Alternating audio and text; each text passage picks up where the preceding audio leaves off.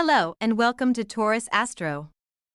Before we start, if you enjoy learning about astrology with Taurus Astro, make sure to like this video and subscribe to the channel to stay connected with the latest cosmic updates.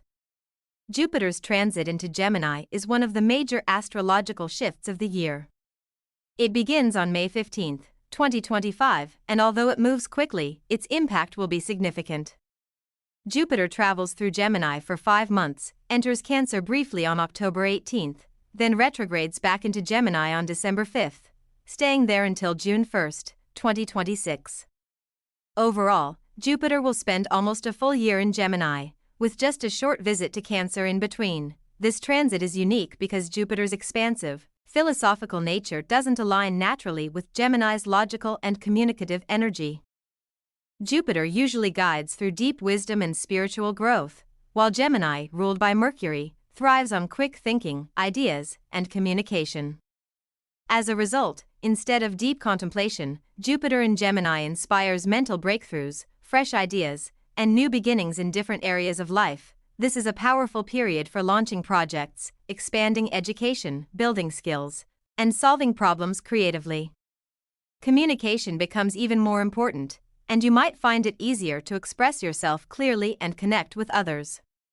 Those working in fields like media, marketing, education, or public speaking could feel a noticeable boost. From May 15 to June 13, Jupiter moves through Mrigashira Nakshatra, bringing curiosity, a desire for exploration, and a great opportunity to set new intentions.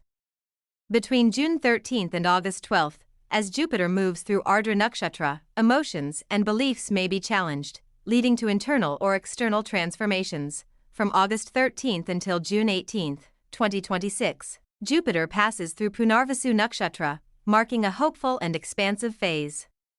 This is a time of renewal, healing, and fresh opportunities.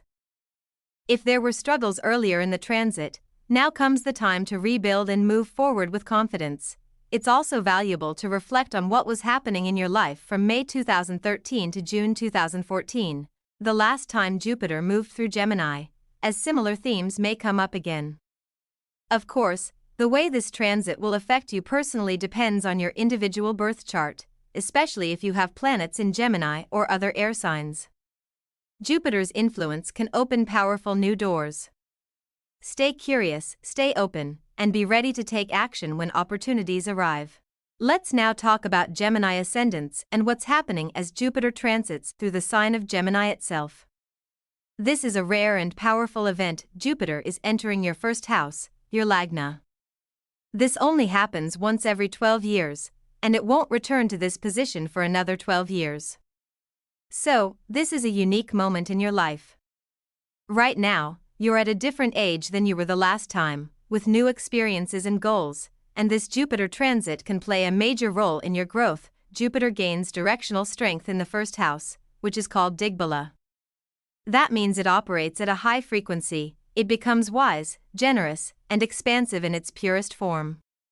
There are blessings from divine energies and even Lord Shiva during this time.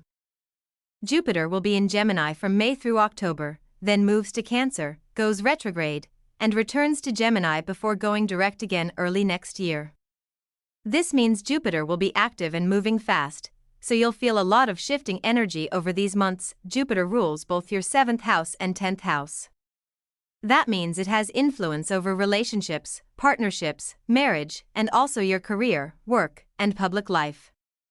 But the 7th house is also known as the Badhaksthana for Gemini ascendants, which means it can bring some hidden obstacles. So Jupiter is not only your guide but also the one who can test you in subtle ways. Whether it gives you more support or more lessons will depend on where Jupiter is placed in your birth chart and how your ascendant Lord Mercury is functioning. Still, having Jupiter in your first house will bring a lot of personal growth and positive energy. You may feel more clear, more confident, and more open-minded. If you've felt lost or confused recently, this transit will help you find your direction again. Vulnerability you may have been feeling can now be transformed into wisdom. It's a good time to rebuild your confidence. Spiritually, this is a very beneficial time. Even meditating for just 5 minutes a day can help you unlock deeper levels of awareness and tap into your true potential. Jupiter also expands your physical presence, so you need to be careful with your health. Watch your weight, be mindful of what you eat, and maintain a good exercise routine. Jupiter expands everything it touches, including the body, so discipline is important now. Jupiter casts its fifth aspect on your fifth house, which enhances creativity, education, and relationships with children. If you have kids, this is a positive time for them. If you're trying to have children, you may be lucky during this transit. You may get new ideas, creative inspiration, and even academic success if you're a student. It's a great time to start a new business, learn new things, or even work independently. Jupiter also casts its seventh aspect on the seventh house, which can improve relationships, especially with your spouse or long-term partner.